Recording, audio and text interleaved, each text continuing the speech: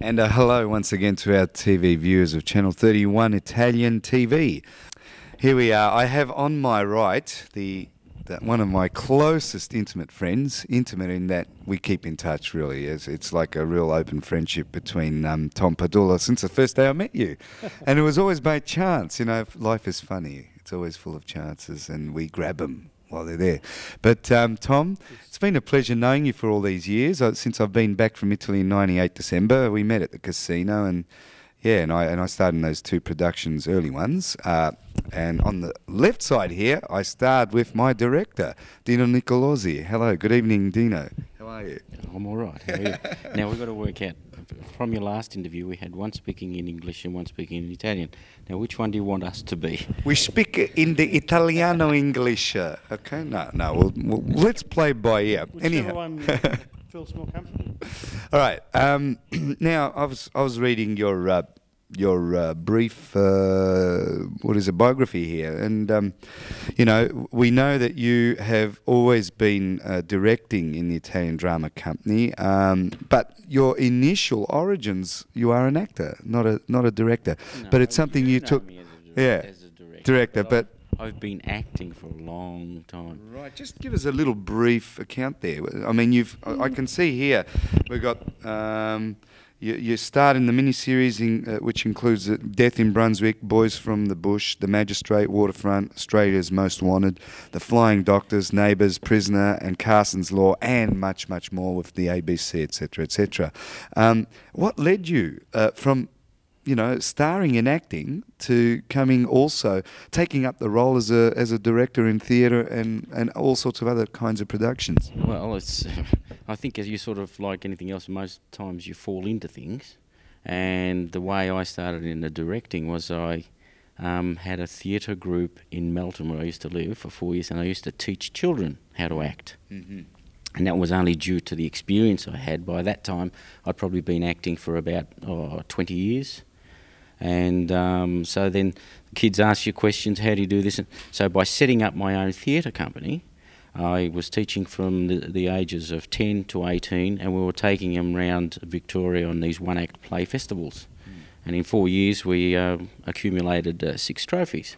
So that means that the kids learnt something, and also they put it on stage. And you know what acting's all about. It brings the best out of people, even you. Well, I'll tell you what. It's very hard work, as you know, yeah. But it's fulfilling when you get to the end result. Like Filomena Marturano, as people will see if this hasn't gone on yet, if the interview's before the show or after the show. If it's after the show, it's a terrific show, and you know already. Yeah. But if it's before the show, you will notice that it is really a good production, because the actors actually go into their roles and they know exactly what they're doing. They think that they are those personalities on stage. And if I may just say out of experience, because having worked with you in La Puta Onorata of Goldoni and L'Uomo, la Bestia, la Virtù of Pirandello, I think the actors, on their behalf, I can say that working with a person of Dino Nicolosi is really a privilege, because there's one thing that he doesn't have, which an actor can often encounter in many directors of theatre and film productions, etc., is that there's no arrogance in the man, and he's one of us.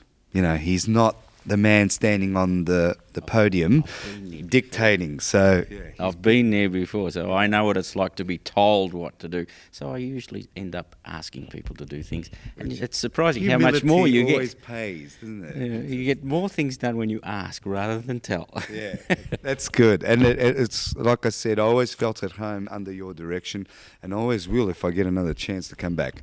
But I never know. I'm just letting in the clues there. No. Tom, my friend, how you doing? Good, very good. Good. I would have liked your wife to be here. She's your co-partner, organiser, producer, whatever. Well, Nella Padula. Let's just get it right. Prefers. Well, she said something before, in front of the public, so that's a very rare occasion to get her to talk. But she did. We did manage to get an interview from her. Oh, that's some good. words. Well, how come I didn't know about it? But anyway. Well, you didn't have to do the interview. Someone else she just spoke to the cameras. All right, I'm feeling a bit jealous now, but anyway, okay, I'm not talking about me. You'll get your chance. Oh, okay, I'll give my chance. That's good.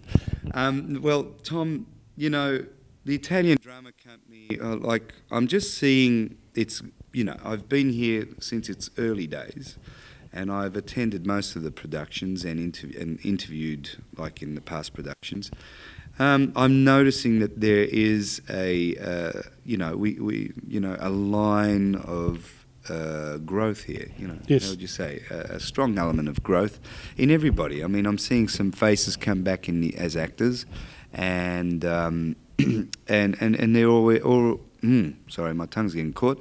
They're always ready to offer their time, effort to be part of this production, yes. which you go to vast lengths in giving up a lot of your own professional teaching time to get this running, and along with your Insegna shop and the rest. Tell us a bit about the Insegna books business along with the company. Yeah, I'll put it in context for you.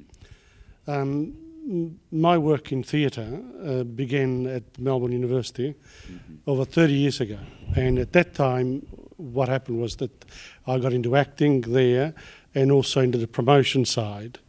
That love of theatre, the love of getting things together and organised has remained, and in fact organisation has been one of the things that I've always done, but it's not organisation in the formal sense. It's organisation of putting talent and people together and making something worthwhile from these networks of people. Now, when you do theatre, in fact, what happens is that you need, because theatre is by its very nature, at the community level, it's sort of amateurish. It's an amateur production. Therefore, you don't have the resources that professional actors have. Or a lot of actors, in fact, who are also professionals, don't have the resources to be able to work in Australia, because the audience in general, there's so much theatrical activity, and governments can only maintain, say, one or two major companies. So the others are amateur by their very nature. So taking this, and if you think about the fact that the Italo-Australian community, the Italophones in Melbourne, are one of many ethnic groups.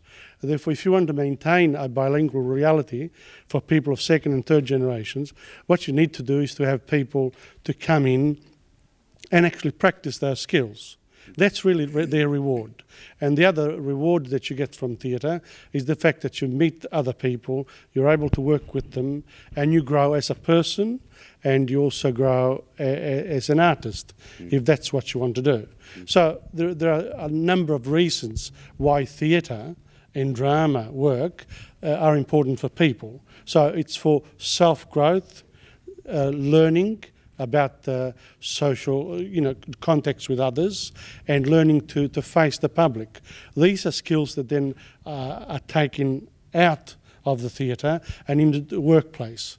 And if you then add the fact that you are also speaking in another language, apart from English, you also have, say, an Italian background, and your Italian is imperfect, then the theatre becomes like a place where you can go to without having to pay a fee to airlines, or you don't have to go to Italy, but it's here. Yeah. But then the next layer that you put on that is that we want to teach through the classics.